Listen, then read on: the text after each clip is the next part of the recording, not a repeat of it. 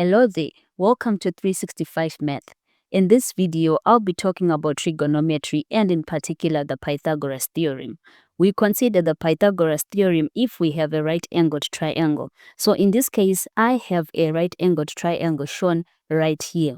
And we're going to look at the sides. So this shows us that this is a right-angled triangle. So the side that is opposite the right-angled triangle, which is the side, is known as the hypotenuse. And if you look closely, I have labeled these sides A, B, and C. So the Pythagoras theorem states that the square of the hypotenuse is equal to the square of the other two sides. So what we have is C squared is equal to A squared plus B squared. This is what gives us the Pythagoras theorem. So I'm going to look at a few examples on how to apply the theorem. And what we're going to be doing is for whatever value we're going to get, we're going to round it off the answer to 3 significant figures. And if the question, let's say, requires you to give an exact answer, then you can leave it in third form. I have 5 questions that we're going to look at.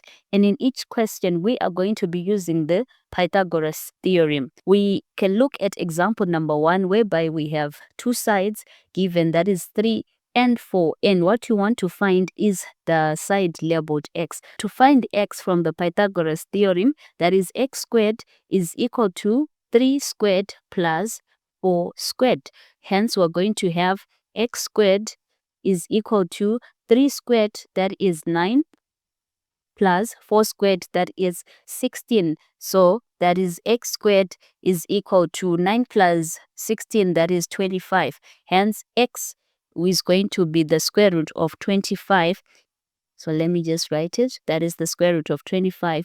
And the square root of 25 gives us 5 as the answer. If we look at example number 2 again, we are looking for x. And we know that x squared is equal to 5 squared plus 12 squared. And that would give us x squared is equal to 5 squared, that is 25, plus 12 squared, that is 144. Hence, what we have is x squared is equal to 25 plus 144, which gives us 169. And to find the value of x, we take the square root of 169, giving us the value of x as 13. And then example number 3, now what we have is we are already given the hypotenuse, which is 25. Now what you want to find is the value of the other side, which is given by x. So we know that from the formula, 25 squared is equal to x squared plus 7 squared. Remember the Pythagoras theorem, we have the hypotenuse, that was c squared is equal to a squared plus b squared. Hence why we have it in this form. Now, what I'm going to do is I'm going to move the x squared so that it comes to the left-hand side. And by so doing, I end up with x squared is equal to 25 squared minus 7 squared. Because what I did is to remain with x squared on one side. And to do that,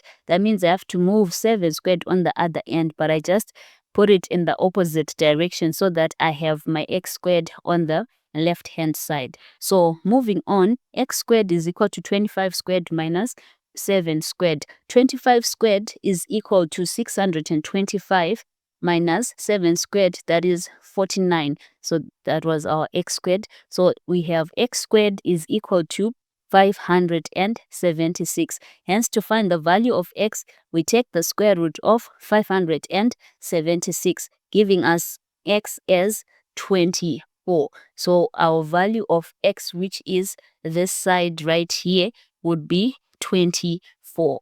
Moving on to example number 4 and 5, we are given a right-angled triangle, but this one is a bit tricky in the sense that we want to find this inner side, which is denoted by x. So what we are going to do first, we're going to find out what this side is going to be. So let me not call it x, rather let me call it y.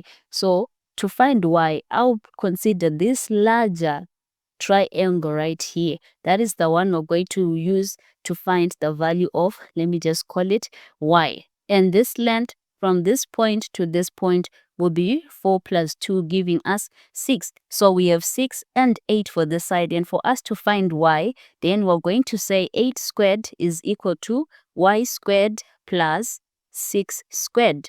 And to find our value of y squared, we would then say 8 squared minus 6 squared, which gives us 64 minus 36, and we get the value as 28.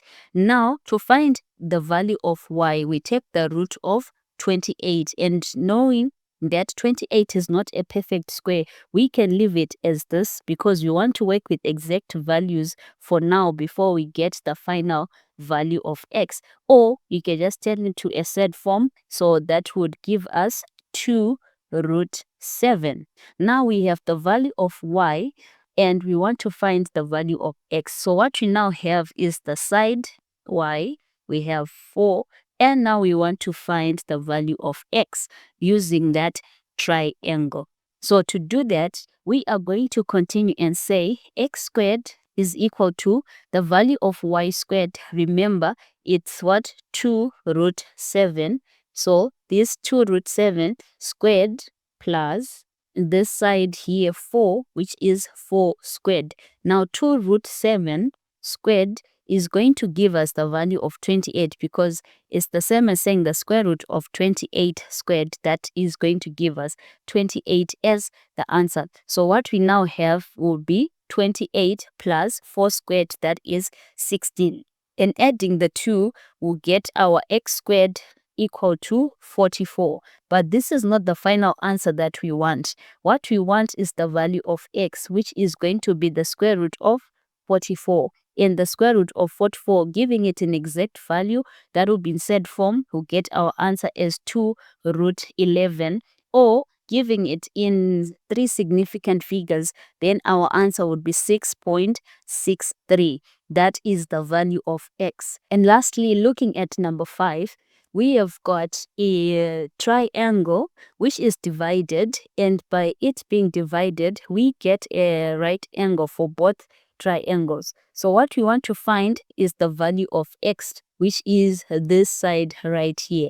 But for us to find the value of x, we need first to find the value of this side over here. So we'll be considering this side using this triangle. And another thing to note, we have got these signs here. This simply tells us that this side and this side are equal. So for whatever value we're going to get for this side here, which I'm going to use as, let's call it a, to get the value of, if we get the value of a, then that means this length from this point to this point will also be equal to a. So we're going to find a first, which is this middle line B. So to find a, we are going to say 5 squared is equal to a squared plus 3 squared.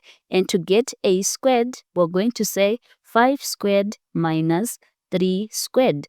And that will give us a squared is equal to 16, because 5 squared is 25 and 3 squared is 9. So a squared is equal to 16. And to get the value of a, we take the square root of 16, which will give us 4.